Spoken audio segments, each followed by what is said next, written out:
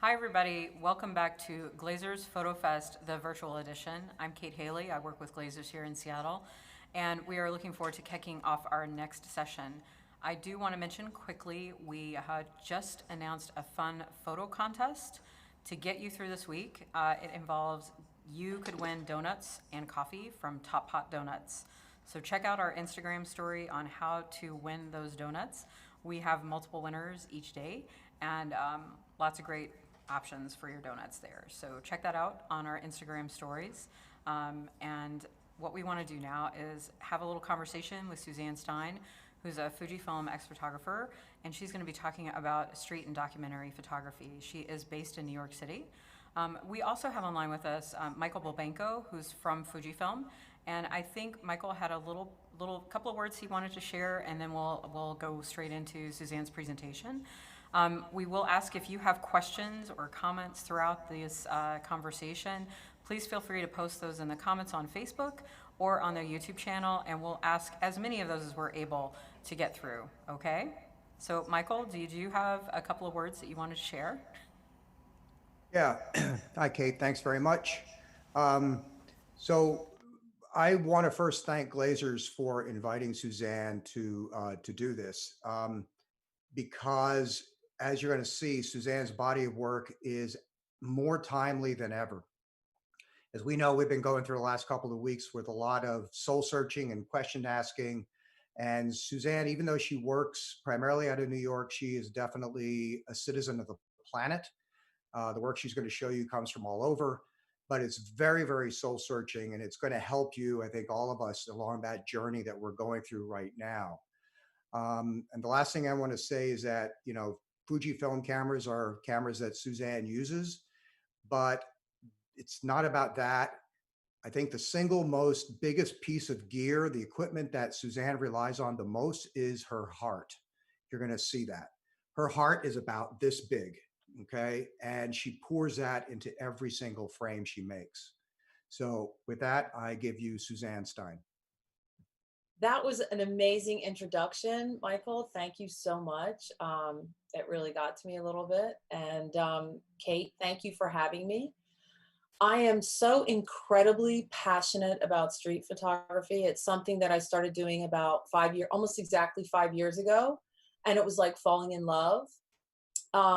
It was just about like turning a corner and being blinded by this light of street photography. And I've never turned back. I've never looked back. Um, the first thing I really want to say about street photography and social documentary is that it's really all about your passion, your drive, and your motivation because breaks are really hard to come by and there's very little money in it for most people. People will ask me, oh, how do you make money? What do you do? And, the bottom line is I'm not in this for the money. I'm in this because I love to tell stories. I love to take pictures. I love to be out. I do interact with people. Sometimes I don't interact, but this whole deal here is about how much time and how much effort you're willing to put into it. It's about work and practice and observation, and it's about where you came from. Um, you know, I have a couple notes here I'm going to refer to because as I look at my pictures, I'll get super distracted and I won't be able to talk about because I'm married to every single one of these pictures.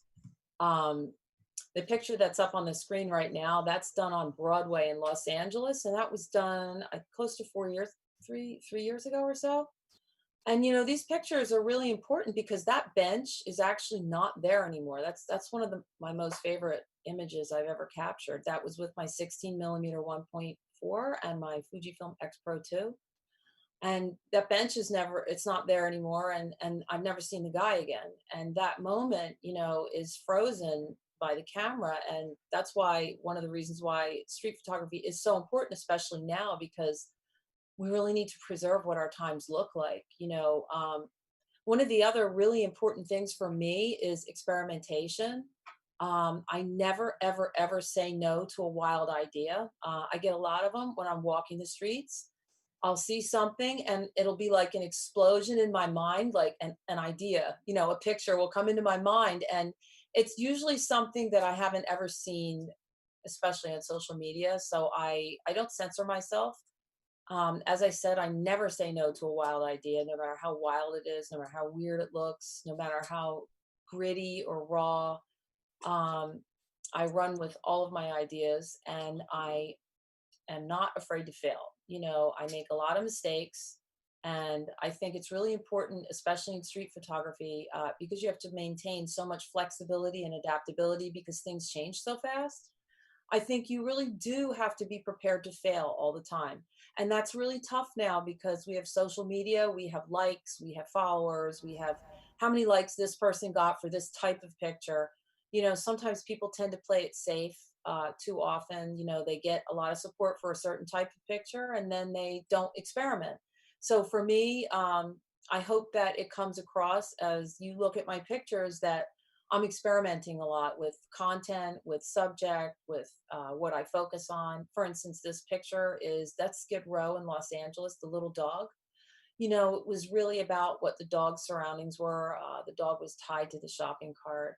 So, I think it's really important also not to look away from things that are unpleasant.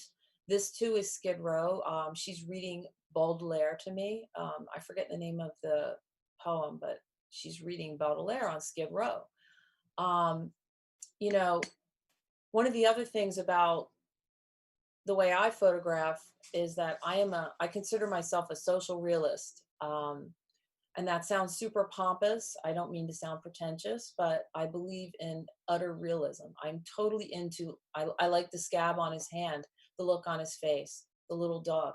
I want to see all of it. I don't hide any of it. It's so important because when you're walking down the street, you're seeing things every day that are the hallmark of the times that you live in. So, for instance, when you get on a bus, you're seeing in New York City or in LA buses are great. You see a bunch of old ladies in front of you, and to you, it's super common. Why would you take a picture of rush hour, or why would you take a picture of a bunch of old ladies going to Mount Sinai for their doctor's appointment? But those old ladies, the way they're dressed, the way they're sitting, that's, what tells you what time you're in, the things that you see every day. When you hit Google and you want, say, Los Angeles in the 1950s, you want to see what it looked like. You want to see what people wore. You want to see the truth. You don't necessarily care about deep shadows and saturated colors. And I think a lot of street photography, and, I do love all forms of street photography and I respect other viewpoints. I want to make that clear. But I do believe that a lot of forms of street photography are almost creating photographic euphemisms. We know what a euphemism is, but a photographic euphemism is something that's really not telling it like it is. So social realism tells it like it is. This picture is Christopher. I don't know what happened to Christopher. He wanted his photo taken. He was really proud of the way he looked. He's a super intelligent guy. He had, some mental illness and he was trapped on Skid Row. He had no way to get off Skid Row. But in this moment, his fashion sense, and the guy behind him, that's what the picture's about. And this is kind of a gritty photograph. It's a Los Angeles that existed about 3.5, 4 years ago, but LA's changed a lot, so they've pushed a lot of homeless people out and they're pushing them into places where they're not as visible, because they want the city to look a little cleaner. But another reason why this is Paris. Can we pause on this one for a minute? Another reason why the social realism is so important is because even though you're seeing it every day, it doesn't mean it's going to stay there every day. It's going to change, someday, hopefully homelessness will be a thing of the past. Maybe someday there will be no such thing as homelessness, but it is very important that we have a record of it. In this image, this was done in Paris. This is on the 10-24 zoom lens, Fujifilm, the XF lens. I love the distortion here of her feet, the way she stepped over the panhandler. And in the background, you have the sale sign in French. It's sold. Those are the summer sales. So in this image, I'm trying to tell a story of how this person in the background, who happens to be a Romani, another word for Romani or gypsies, how they're overlooked by society. It was just my way of expressing that. You can move on. This too is Paris. This is a chicken that the young woman uses to panhandle. Sometimes when I'm doing a picture, I want to tell a story, but I got to be careful how far I go. For example, this young woman had I forget the technical name for it, but she had crossed eyes. So we had done a couple portraits, but I felt that because when she was facing me, I could see the disability a little bit too clearly. I wasn't trying to create a euphemism here, but I was trying to not focus on her disability and just kind of get the whole idea of where she was and the chicken and the kind of silliness of the chicken's presence. You can move on. Another way that I feel social realism is important, it's really finding value in little tiny things that you see every day. For instance, this pigeon, this is also in Paris. This was a little sick pigeon that everybody was blowing past. It was just this little tiny thing on the sidewalk. And a lot of times for me, I will focus on a small thing. I'll focus on something that's, maybe not the first thing you see when you're walking down the street in Paris would be this pigeon. But I saw, where it was walking. It's obvious from the composition there that the pigeon's ill, So I was kind of making a little statement about the little things that are also important. These are things we see every day, and they're so common that we're almost blind to these common sights. This picture, I was very stressed about taking. This is the XT2, and it's my 16 millimeter 1.4. That lens is forever bolted to my camera, except if I'm doing multiple exposures, which we'll see in a little bit. This photo was done close to midnight at the Times Square F train. I think it was the F. And the way this woman, the way she was sitting, just really spoke to me. But for some reason, I was really wired up about getting right in front of her and taking a picture because I didn't want her to look up and see me. I was also a little self-conscious about looking exploitative on the street. I never want to look that way. But I slowed my shutter down and I really tried to tell the story of how life was passing this person by at midnight on the train. Yeah, you can move on. This is first, this is, okay, yeah, this is a gritty picture right here. A lot of people, when I posted this on social media, thought it was unhappy, and I don't feel that I never felt that it was an unhappy picture. I thought it was kind of a sweet, bittersweet moment because he's actually playing harmonica. These are sites that you get off the train, you're rushing, you're trying to get to where you're going, but this is important. They're kind of mirroring each other. They're both different racially. They're both different. Uh, One is a female and one's a male. They look like single parents, but they mirror each other in a lot of ways. And with social realism, I think there's a lot of things you can do with juxtapositioning and composition that can kind of make pictures that tell stories that also bring us together. Because we have a lot of stuff going on now that can separate, And one of the things I really like to do is to take pictures that have a little bit of a sentimental edge to them, little street narratives that I find. You can move on. I think that, well, this is an Easter picture. This is a cute little girl. You can move, I think, to the next, that one. So one of the things about walking the streets is that you are really putting a lot of time in. It's a job for me. I practice a lot. And as I said, I make a lot of mistakes, and what I'm really doing when I'm walking is I'm really desperately trying to find like almost trivial sights that we see all the time, but I'm looking to unearth the profound in those sites. I live for those moments. This is a tight portrait, so you can't see all the people walking past. You can move on. And again, here, this is someone that I photographed quite often. This was done for the X Pro 3 campaign. And here, this is San Gennaro in New York City. You're creating juxtapositions of everyday elements in the background of your photo. A lot of times when I'm working, you can move to the next image.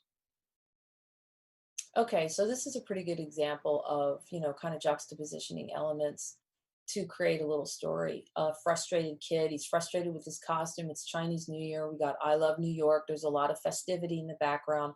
This is a really fast moment. It's not a profound social statement.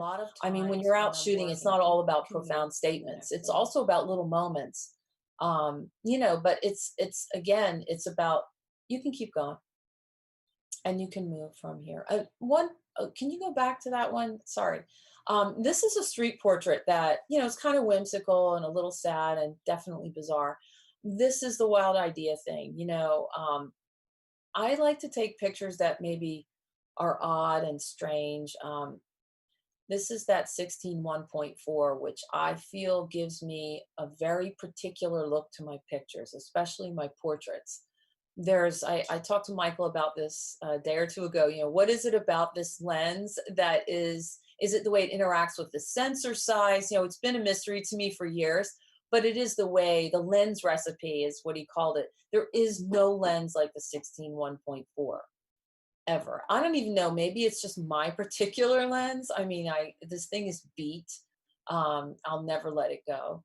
But you can move on. And again, this is a 16:1.4. Kind of a gritty story here, obviously. Okay, right here. Yeah, stop on the cigarette with the cross. Yeah, that one. Thank you. So that's a little story. This is a person on the street, the cigarette, the fingernails, and the cross, kind of a sentimental picture for that person. You can move on. This is a whimsical image with the X100V.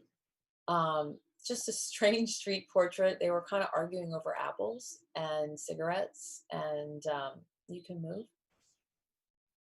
So this is actually the GFX 100, the super wide angle lens. There's a story in this picture. She's standing under the Long Island Railroad. She's got all her belongings in the bags. She's not homeless. She lives in a shelter. But in the morning, they have to leave the shelters and they have to carry all their belongings. So in this photo, to tell that story of kind of complacency and abandonment, I juxtapositioned the couple on the right, and we have some background elements. It's, absolutely nothing against the couple on the right, but these are things we see every day. And in order to tell a story in the picture, it really is about juxtapositioning things, people, anything we can get that will kind of add context and depth to the image. You can move on. I think that, can you back up? Yeah, let's stay here. Oh, all right, right here. This is good. This is a little girl I saw in Bergdorf Goodman, which is a really expensive, more than expensive store here in New York City. She was an old soul, and she was carrying this ornament. And I asked her parents for permission. I asked for permission a lot. Not always. I shoot candidly, maybe 50% or 60% of the time, but I think it's really important sometimes to get the picture that you want to interact. Sometimes you really do have to step up and ask permission so that people will relax. Once they relax, they go back to doing what they were doing and you get the image that you want. You can go forward. Here, in this image of the dog, this is Brighton Beach. I used the old dog and the little kid in the background because the feeling that I had when I saw this scene, the background of the sky, and you can't really see the ocean, but it is the boardwalk. It's the Riegelman Boardwalk in Brighton Beach. There's a lot of subtext in this image, and if you can take a street picture that has subtext, that's really difficult to do. It doesn't happen every day. And for me, the subtext here is the old dog. The dog is near the end of its life, and in the background we have a little kid, and someday that child will grow up and see pictures of this dog that they don't remember. So for me, this picture is a very nostalgic image of this dog and the child in the background, and for me that's the subtext. This is with the 100V, and I don't remember if I did it with the native 23mm or I had the wide angle conversion on it. Trying to just create a little bit of textural interest. This is the V as well. I love to find people that this one's not the V, this is the GFX 100. So this is the same person. And I met her on the street. And she had such a magic about her that I walked with her for a day or two. And I did quite a few studies of her because there are people that I seek every day that have that kind of magic, that kind of well, special something that's very trite. But there are people that have an electricity, and sometimes that electricity is only there for a short period of time, and you kind of have to harness it and grab it and go with it, whatever they do. One of the things that's super important for me is remaining. You can stay on this one just for a minute. Actually, yeah, why don't we scroll through these just for a beat? This is a portrait study. A little bizarre, but you know, sometimes people have a magic, an electricity that lasts for just a few moments, and you have to have tremendously quick reflexes. And when I say reflexes, most people think, you're playing basketball, you're playing football, you're a runner. You need mental reflexes to do this. You need to be able to see the picture and recognize in your mind that it is a picture. Sometimes I'll find that I'm slow if I'm, kind of preoccupied by something. I'll realize too late that I just missed a picture. So, your mental reflexes are something that you hone over a period of time, and then you're marrying your mental reflexes with your physical reflexes. And that's muscle memory. Anybody that plays a musical instrument, a guitar, a violin, a trumpet, you have muscle memory. And your muscle memory comes into play when you're operating your camera. X series cameras, especially the XT3, the XT4, XT2, those are super duper easy to change in an instant, in a flash. So you're marrying your mental reflexes, your ability to see an image, with your physical reflexes, your ability to capture the image, to compose the image, and it all has to work together in an instant. This image is Williamsburg, Brooklyn, which is home to a really large Hasidic community. And when you show up there with the camera, you are a stranger. A lot of people are used to seeing me there, so I don't get quite the amount of looks that I used to get. But I did an entire series. It's on my website. It's called A Stranger in Williamsburg, and it's all about the fact that I was this intruder. And I found, and this is kind of the wild idea thing I was talking about. When you're doing street photography, you don't have to do what other people did. And just because nobody else did it doesn't mean it isn't legit.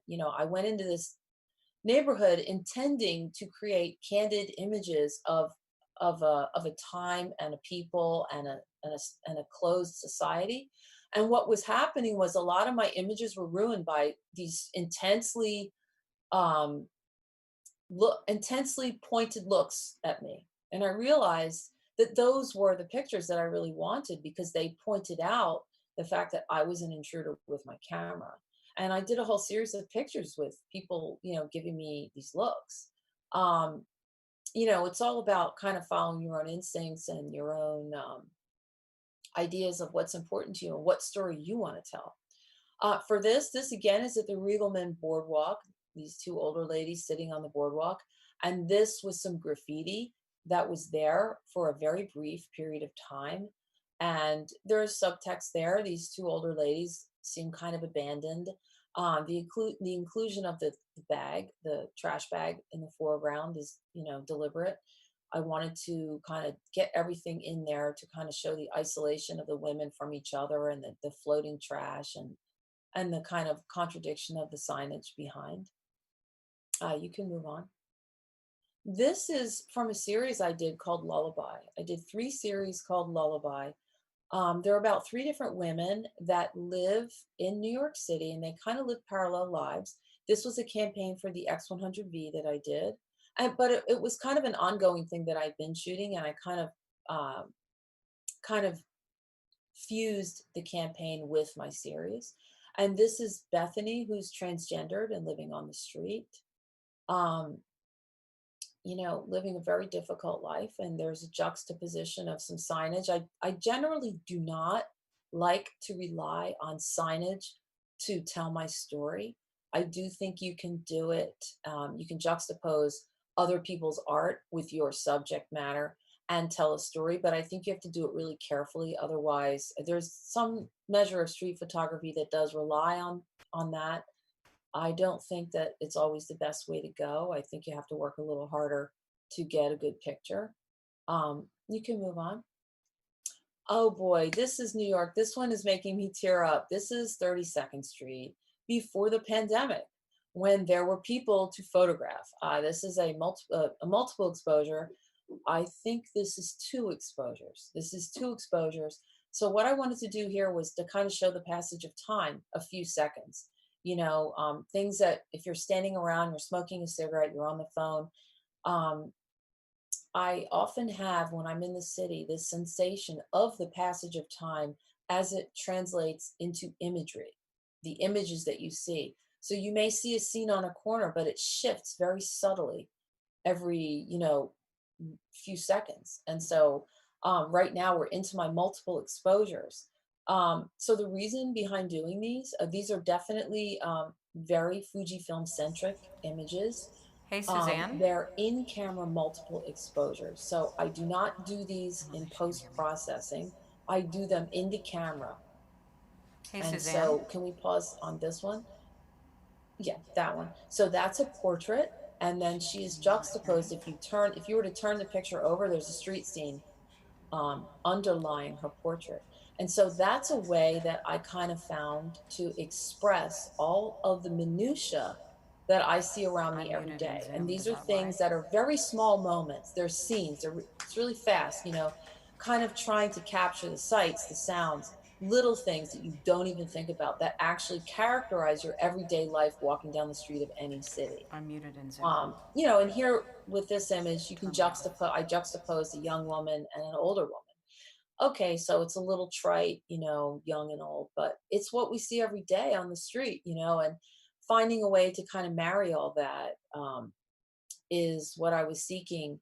If we can pause on this one for just a moment, when I'm doing these multiples, this is three exposures and it's in Chinatown right before we went into lockdown. Um, and so it's a way of kind of catching all of these different faces, all of these different expressions. And this is all happening on the same corner within, say 45 seconds. And when you're doing these in camera multiples, you can shoot a picture, then you can check it out, and then you can save it, and then you can turn and shoot another one. There's a lot of thought that goes behind these. I have to do a lot of kind of calculations about light and shadow and where faces will fit, and you have to do it really fast. It's some of it's luck, a lot of it's just making a whole lot of mistakes, and a whole lot of experimentation.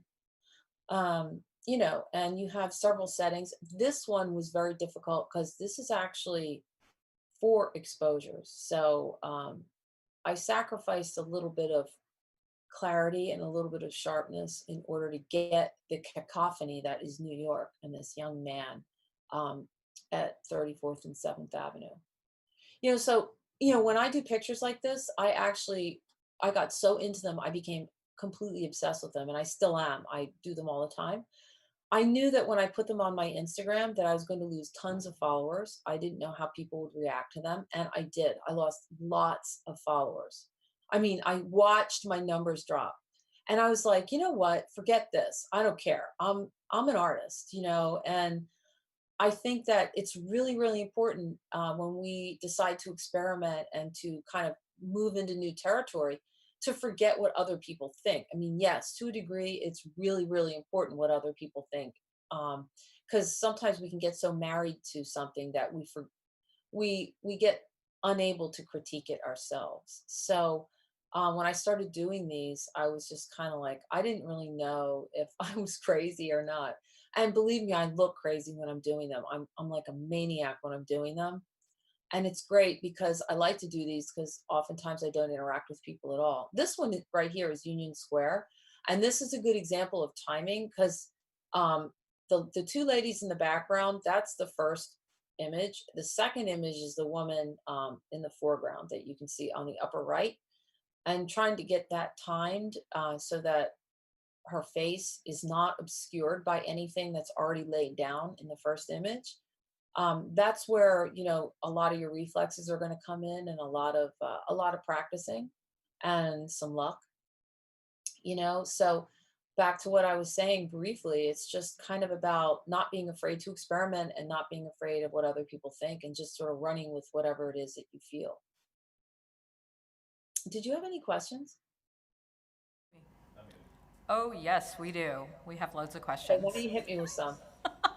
Okay, great. I'm I curious. tried to get your attention, but I wasn't sure you could hear me because I think you're in the Oh, zone. you were So, muted for me. oh, okay. Problem mystery solved. We were trying to figure that out. Yeah, We were you like, were what's broken muted. on I our was end? wondering. Okay, I have loads of questions for you. So since we were just talking about the multiple exposures, I think you kind of answered this when you talked about, you started sharing them, you were worried about losing followers, but you just went for it because you're an artist, you're creative, and they were really important to you. And I love those photos. I love playing around with multiple exposures, so I think they're fantastic. But did you, why were you worried about that, I guess, at the beginning? I think that's part of the social media thing is we have those concerns. Yeah, I was kind of I've been a photographer for 5 years exactly, so I came up on social media. So I learned a long time ago to stop looking at other people's pictures. But at the same time, you work hard to build a following. There's a lot of folks out there buying followers. I mean, and I'm not going to get into that. Yeah. Okay, but you know, I don't do that. I work really hard, and I think that for my kind of images, mine are grittier and mine are, I don't want to say that they are, there's some subtlety with my pictures. I don't go for the big hit pictures, what I call photographic euphemisms or idealism. The big picture of the rainy street, and then there's the umbrella and the empty whatever, and it gets like a gazillion likes. I I don't look at those pictures ever. I try not to. They're very popular, but to me that doesn't tell a story. However, when you're doing something new and different, you really don't want to disappoint people. You also don't want to make a fool out of yourself. I don't want to like create images that I think are great, but that are in fact awful. So I believed in them really strongly, but I was worried, a little bit like, wow, these are really, some of them are really weird, you know. So I worried a little bit, but that was a couple years ago when I started them. I don't care now. I just do my thing. I have some really artistic images I'm going to be putting out soon that are not going to get a lot of likes. And I'm okay with that, and I'm definitely a big advocate of not paying too much attention to social media because the social media platforms are to some degree a little bit censored. There's a lot of gritty stuff that doesn't make it onto search pages. And I really think that it's really about reaching the people that get you and reaching people that understand your content. But yeah, I was a little worried about it initially. Well, I think that's a great response. As creators, we want to create the work that we're most passionate about, and I think that you do that, very eloquently. I'm going to dive into a few of these other questions. So you talked about asking permission. Do you do this for every photograph, or is your work a blend of uninterrupted moments and those moments where you're asking for permission? I would say I'm shooting candidly. I don't really like that word candid photography. I never really use it, but I just shoot maybe 60 to 70% of the time. I am not asking permission. I'm just trying to get the moment. But for images where I'm doing a portrait, where I am shooting, if anybody's on the street or they're homeless, that's by permission. If I incorporate a homeless person into a street scene, a lot of times that's not by permission because it's a street scene. It's a tableau. But I like to interact with people. I mean, a lot of times I'll stumble on a scene and I realize that there's no way I'm going to get it if I don't say, hey, man, I want to take a picture of this whole scene. This is a wide angle lens. It incorporates half the street. Are you okay if I do this right now? And I keep it brief. And a lot of times it's an okay. They relax and then I get what I want. A lot of people do not think that's real street photography, then that's their form of photography. I'm totally fine with that. But sometimes I do interact. And I also, part of the reason I'm a street photographer is that I like people. So I like to talk to them. Um, for the multiple exposures, a lot of times when I'm doing those, I'm not interacting. There are days when I don't want to interact. I just want to keep it really impersonal. So I would say that, yeah, I do ask. I today especially because in general in New York now, it's so empty. So if I'm gonna like take a picture, they're gonna see it and somebody could get really mad. And I don't want to risk somebody's wrath on an empty street. Right. Um, you know, you have to think about safety too. There are times when the people think, well, I'm a street photographer. I have the right to do whatever I want. It's perfectly legal. Well, you do. But see, here's the thing. We're posting this stuff on social media. So if you post it on social media, I have some pictures I get thousands of likes. That means a lot of people see them. I've had people write to me and say, "Hey, that's my friend. That's me." People see the pictures. So there are times when you do need to consider that you should get permission, but then there are times when if you ask permission, you miss a social moment and maybe it's a raw moment and it's a way that the person doesn't want to be seen. And I do struggle with that because if I'm sitting on a bus and I'm feeling horrible about my life, I just had a major like photography rejection and I feel really bad. And some smart aleck street photographer decides to juxtapose me with all the pathos in the background. That would make me feel bad. But, that's the way it is. Sometimes you have to do that. Right. So, Yeah. So people asked about that a little bit, but I think you're answering some of these questions before I can even get to them. So, on working with your subjects, there's a few questions, and I'm going to ask a couple of these kind of grouped together because some of them are very related. Do you do model releases or anything like that? I mean, have you published any of these in a form where you would need something like that? yes, if I'm working on I've done two campaigns with Fujifilm, the X Pro 3 and the X100V. So for those, they're using them commercially. So those require model releases. But for street photography, I don't have people sign releases. Okay. One of the things about doing street photography with releases is that's a whole other art form, getting people to sign a release. So you really, especially, I mean, if you're doing documentary, it's easier. But for street photography, you really have to you're on the floor, you're selling yourself every time you're taking a street photo. Even if you don't interact, you are making people comfortable with your presence. You absolutely have to it's like cold calling. If anybody's ever done sales, you're cold calling every day that you go out with your camera. You're trying to get people to trust you, to even allow you to be in the neighborhood. Um, it's just like making a cold call on a phone. Right. So with signing model releases, if I had to do that with every picture, and I'm not using my pictures to sell Coca-Cola. If you're selling Coca-Cola or you're trying to do a commercial venture, you need a release. Since I'm not all about making money, which is not something that is a real issue, I should be more about making money. Um, I don't really consider releases. Okay. So, do you ever?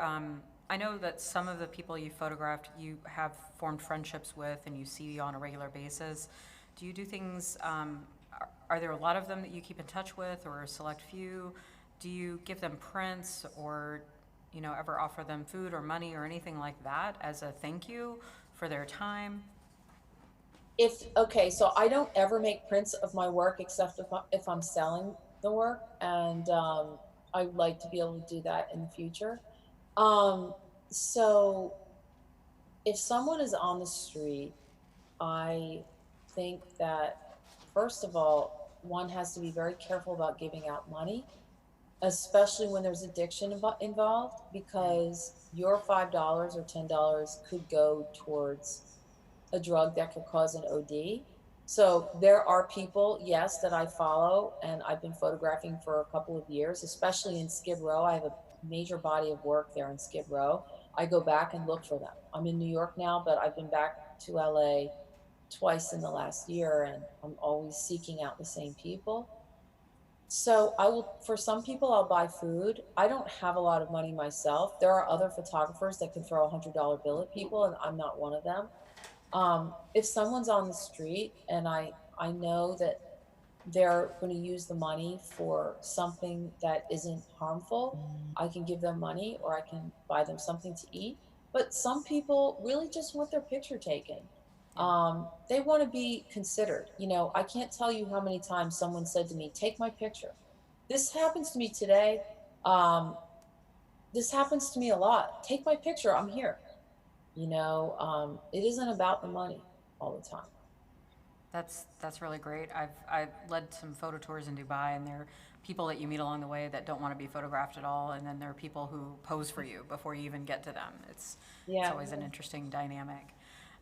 So a couple more questions, and then we'll talk about more images if we have more. I'm not sure where we're at on that, but how do you decide between color and black and white? What what are your When I first started shooting 5 years ago, I was shooting color. And then I did a few black and whites, and on Instagram, everybody loved the black and whites. And I was also, I don't really think a lot about other photographers in the past, but I do have in my mind kind of a memory of images of the street that I've seen that were black and whites done in the 50s, the 60s, the 70s. So I kind of decided to go with black and white in my LA work initially because I felt that it was a classic kind of take on street photography image character. I felt that downtown LA had a certain character that black and white was very impactful in conveying the feelings I had on the street. I generally shoot in color now, though. I do occasionally do black and white. Um, I think color is really important for me, the way that my tones are to convey how I feel and to convey what I'm seeing in front of me. Sometimes I believe that, and I'm not knocking black and white because I love black and white, but I do think sometimes people rely on it too heavily to achieve a classic street photography thing because that's what street photography is. It should be black and white. Well, there's one of the things I haven't mentioned yet. There is no should in your artistic approaches to street photography, and there isn't any in mine. Except that I don't want to overtly exploit someone. But exploitation is a whole other topic. But I do think that it is about doing what you think, whether or not it's a historic take on street photography is black and white. I really don't care. I do it my way. But there are some images that are wonderful in black and white, and the Fujifilm simulations a lot of times I'll use the JPEGs. In fact, all of that LA work that you looked at earlier, that they were all JPEGs done with the Fujifilm black and white simulations. There were a few conversions because I didn't even know about RAW files. I shouldn't admit that, but when I started, I didn't know what a RAW file or a JPEG was. That was terrifying. So I was just like, "What is this? Just keep it this way. I'm just going to right? shoot in black and white." So yeah, I mean, there are some things that I just think that color is really important to convey skin tone. Skin tone conveys so much about someone's health. Um, but I think sometimes it's just a feeling that I have about whether it should be black and white. That totally makes sense. So a combo question. I'm going to take a couple of questions that came in that are very related and ask them together. So right now, a lot of cities are still kind of shut down mostly. I know New York is, especially in downtown. I saw your post yesterday. Seattle is in transition. How are you doing this work right now? Are you maintaining social distancing? Are you wearing a mask? Are there places that you're not going now that you might normally go to because of maybe a shift in the climate and neighborhoods and things like that? Like, Okay, so here's the deal. When this pandemic started, I was all about social distancing. Um, in New York City, there is no social distancing. It's just lip service. Okay. When you stand in line to go to Trader Joe's, they make you stand in a square. But as soon as you walk into Trader Joe's or get on the bus or walk down the street or get into a protest or do anything, everybody's right on top of you. Okay. So for me, as a street photographer, I have a responsibility not to spread anything because I'm out. I wear a lot of masks. I have N95 masks from a long time ago because I have severe allergies and I shoot pictures of people with cats and dust and cockroaches. So I have N95s that I need because if I don't use them, then I will wind up in the hospital. So I use an N95 and then I cover the N95 with a cloth mask. And So for me, the mask is absolutely Mhm. critical. I do not think that anybody should be shooting without a good solid mask. Even if you have to go to Home Depot and buy air conditioner filters. My dad works at Home Depot, so he's really good at telling me how to do this. You can buy really high quality HEPA type filters that you put in an air conditioner, and you can cut them down and put them in your mask. You can wear two masks. You cannot be out on the street without a mask. Um, so for some of my images, there's not a lot of social distancing, it's not possible to be perfectly socially distant. The next section I would like to talk about, if we have time, is inspiration. So for some of my images, I have to be socially distant. So I'll strap on the 56.1.2. You can modify your kind of approach on the street using different lensing if you have to, maybe artistically exploring different ways of expressing how you shoot street photography instead of relying on. I'm a wide angle user. I love it wide. Give me a wide angle over anything else. But that's not always possible, as far as neighborhoods go, shooting street photography the way I do it is always a risk. I have a damaged right eye. I don't see very well out of my right eye anymore because I got beat in the head about a little over a year ago. So I have vision damage from being beat in the head severely. Um, and so, yes, there are some times when people are not as accepting. I don't know. I'm doing what I do. I made the decision that when I'm going to do this, I'm going to do it as safely as possible. I'm going to respect people's space. But in every place, a lot of people are not really socially distancing. That's definitely not happening, and it definitely needs to happen more. But street photography, in order to get out there and photograph, it's always a risk. Right. It is always a risk in every way, safety wise, especially now the streets are emptier. I'm aware that I could get robbed. I very careful about how I carry stuff, my bag, the way I look. I never look super glamorous. This is how I look when I shoot, except my hair's always back. I try to present pretty non-threatening appearance. Okay. Suzanne, should we go to the other folder? Absolutely. Yeah. Yeah, so we have just a little over 10 minutes left.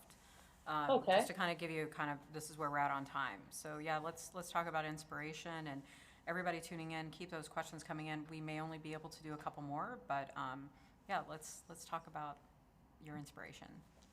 So, for a lot of lockdown, I went to Austin, Texas, where my 80-year-old father lives. So, what a big change. I'm not on the streets. I always say that you can shoot street photography wherever you are. You don't have to be in New York or Los Angeles or Paris. It's a lot easier if you are. But in order to keep my chops up, I just saw all these wildflowers. In Austin, there's a lot of wild gardens. People have these. I was staying in Hyde Park, which is an amazing part of Austin, and they have these wildflower gardens, and by the Texas wildflowers are a big thing by the side of the road. So I started doing multiple exposures. These are with the X Pro 3. Um, and they are also, a lot of them are with the X100V, which is a great native lens. That lens is great. It's 23 millimeters, and I found that it was great for these multiple exposures. You know, a lot of us are afraid of getting sick. I'm definitely one of them. I try to be as careful as possible, but some people may not be comfortable with going back out on the street and shooting. So this is my son. This is my way of, he is so frustrated with the mask, with his loss of New York City. This trying to get a 16-year-old to wear a mask, it's impossible, to get them to understand that they can't look cool. You know what I mean? And in Austin, a lot of people don't wear shirts. So here's the thing, one of the things with inspiration now is sometimes you have to find inspiration in things you wouldn't ordinarily shoot. This is my dad. My dad is, I went to Austin and found my dad in a state of strange disrepair. And the juxtaposition of my father and son was just ridiculous. So I just shot a whole series of pictures of these two. I tried to put them on Instagram, but it didn't work. For this image, this is an important image for me because my son was so bummed out. He worked very hard to get into the High School of Art and Design here in New York. So this is important to me personally because he was sitting in the living room and he was just wiped out. I'm stuck in Austin, I'm not in New York. You know, we can't just run out and shoot the way we used to. When I go out in New York, you guys saw all these pictures filled with people. Well, New York City's not like that anymore. I can go to certain pockets. When I'm done here, I'm going to First Avenue, I'm going to 14th between First Avenue and Avenue A, where there is a pocket of sellers. People coming in from Alphabet City to sell stuff on the street. And there's a lot of people walking around. I'm going to put like 2 masks on, put my hair back, and I'm going to maybe do some multiple exposures. I have a pocket of people that I can find. But in a lot of the city, it's not like that. It's pretty dead. So the fact is I can't go out and do what I used to do. But what I can do is I can shoot my family. You can shoot your friends. The next image here, this one is part of a series I did called Lullaby with Jeanette, and this was for the X100V. And this is a great example of finding inspiration in people you know. I have been like photographing Jeanette here on the street for 2.5 years, and I was like, you know what? She's really old. She's gonna pass away really soon. I need to get into her apartment. I had to use a lot of PPE in this apartment before everybody was wearing it. In fact, there's a YouTube movie with Fujifilm, My Approach, where they shot me doing this, and I have goggles and a mask on because her apartment was just really full of dust, rodent droppings, cat. It was a lot of rot. I had to be completely protected. But right here, this is an everyday sight. She's holding something in her hand. You can take a great, beautiful, I think it's a beautiful picture. Other people's aesthetic may be different, but you can use your aesthetic to take a picture of something very common, and every day. This is Jeanette walking down the street with bare feet, yeah, the street's empty, you can tell a story with an empty street. You just have to be willing to walk and to kind of stay really flexible and open your mind up to kind of maybe not shooting the way you used to shoot. This image I just did 2 days ago. In New York City, everything's boarded up. And so I incorporated the boards. This woman just had the baby 4 days before that image. And right across the street, if we can go back to the guy with right across the street was a man sitting with another baby, and he was holding her feet. And they were separated by the street and also a few hours. So I went out to shoot some pictures, and then I shot the woman with the baby, and then I came home and I saw this guy 2 doors down from me, and I was like, yo, hey, this looks great. Could I please shoot this? I asked permission to shoot this picture. So you can find inspiration in everyday things. And, this is another everyday image of New York City. I cannot get money out of the ATM. This is my ATM. It is taped up. This kid is right next to it. We're all like, what is going on here? This is an everyday sight, but it's important to shoot these pictures because, and this one, wow, this was Macy's. This was opening day, New York City's phase 1 opening day. I thought all these people would at least come out and do something. I went out, and not only was nothing really opening, but nobody was out. And she was just sitting on this bench, and it just reminded me of an empty marquee, like an empty movie theater. For me, it tells a story.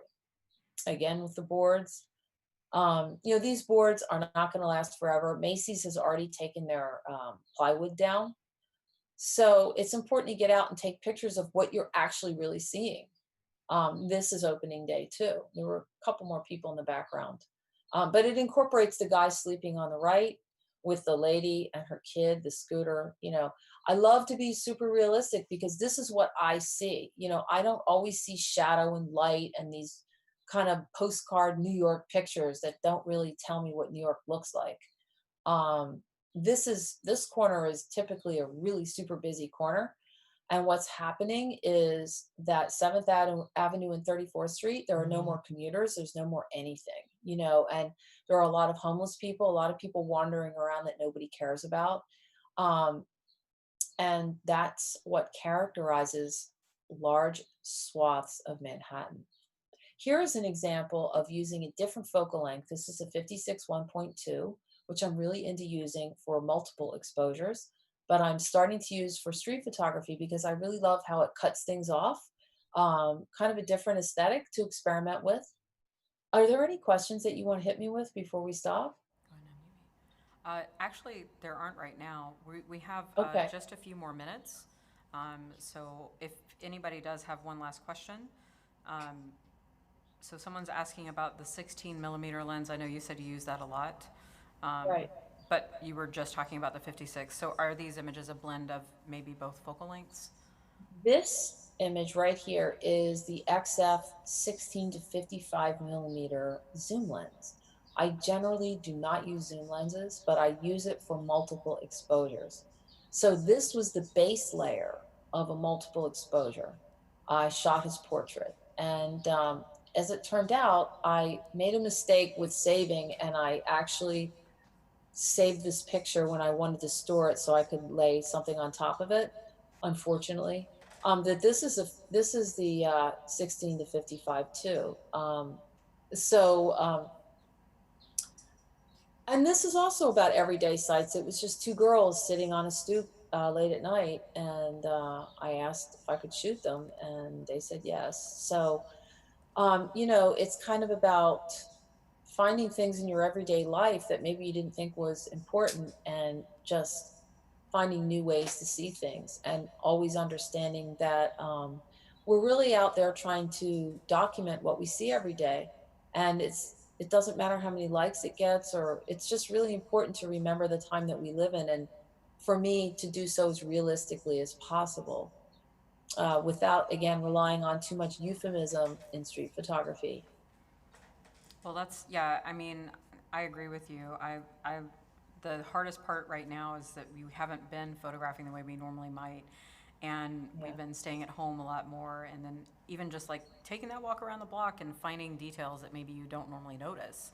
You Yeah. know, it's really a good thing to do. I have one quick question. Someone was asking if you were desaturating your colors, or maybe that's one of the Fuji simulations like classic chrome that kind of has a little bit of a different look to it. Every picture I do is different as far as how I play with saturation. So I generally, with the Fujifilm film simulations, I'm using the Pro Negative Standard, Pro Negative High. I use Chrome. I like the new what's the new one, Michael? That new one, the Pro Negative. The bleach bypass? No, I don't have that yet. I'm desperate to get that on the XT4. It's the The other one on the classic one, X I Pro think. 3. I think it's the Eterna, classic one. there's negative soft, negative high, uh, classic chrome. Yeah, no, it's the one, it's the other negative. It's the C. I can't Oh, remember. classic negative. Yeah, Yeah, classic It's the negative. newest I one. use the that. saturated negative. Yeah. Yes, yeah, I use that. So when I'm processing, sometimes colors are more saturated than they are in real life to me. So I will desaturate stuff sometimes. You know, I definitely do. I don't. Sometimes saturation is great, and sometimes I don't like it. Right. Yeah. I mean, yeah. It's totally. It's part of your style that evolves over time too. So, um, Yeah, especially when new film simulations come out on the Fujifilm system, you're like, yes, I want that. And if you yeah, have older cameras, you get a little sad if your camera's too old to get that new one. But then that's just yeah. another reason to I upgrade. agree. Um, unfortunately, we just have a couple minutes left, so I just want to take a moment to thank you so much for sharing your work and these stories. And it's it it's something that we should be doing every day, but right now it feels especially important between all of the protests that have been happening and the pandemic, and there's just all of these different things going on. So hearing you talk about them and your passion for telling those stories is something that I think everyone who's tuned in today has really enjoyed. I know personally I have. Um, my cohort over here on the side, Devin, also has as well. So we just really, really appreciate it. We're so grateful for you and your time, and for Fujifilm for helping to facilitate and make this happen. So Thank you thank you so so much for much. having me. I really appreciate it. Well, It was hopefully we'll great. be able to do something together again down the line. Um, Before we sign off, I did just want to take a moment to let people know there are some awesome offers for Fujifilm gear. So if you registered, you'll get an email with those offers. If you haven't registered yet, it's not too late. Just go to glazersphotofest.com and register, and you will get an email with those options. So Suzanne, thank you again so much. Michael, thank you for being here as well. We're so grateful Thanks, Sky. and have learned so much. So thank you for Okay. sharing with us.